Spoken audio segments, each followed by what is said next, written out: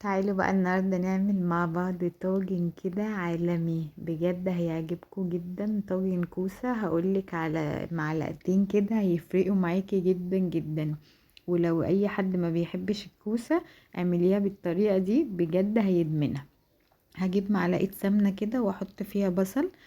ده بصل انا كنت مجمده وحطاه في الفريزر. خلاص اما فك كده هنزل بكيلو كوسه كده زي ما انتوا شايفين، طبعا مقشراها وغسلها حلو قوي. وهقلبها مع البصلايه كده يعني تتشمع كده من البصلايه، كل حاجه كل حته من الكوسيه يوصل لها بصل. خلاص. وهديها نص معلقه فلفل اسود كده ونقلبها. وهديها برضو رشه ملح ومكعب مرق. خلاص.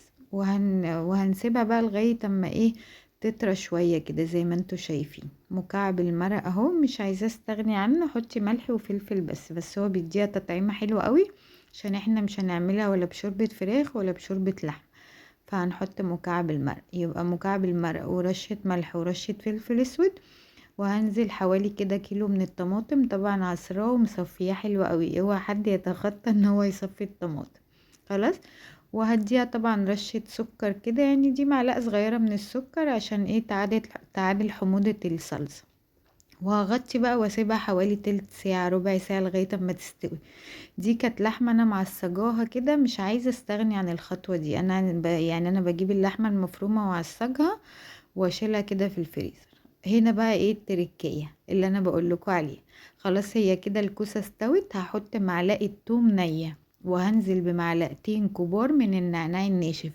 لو عايزة تكتري في النعناع الناشف كتري، هي يعني النعناع الناشف والثوم على الني كده بينقل الكوسة في حتة تانية. جربي الطريقة دي هتعجبكم جدا.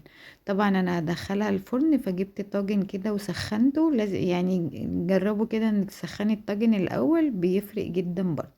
وهحطها بقى تحت الشواية كده 10 دقايق لغاية اما تاخد لون زي ما انتوا شايفين.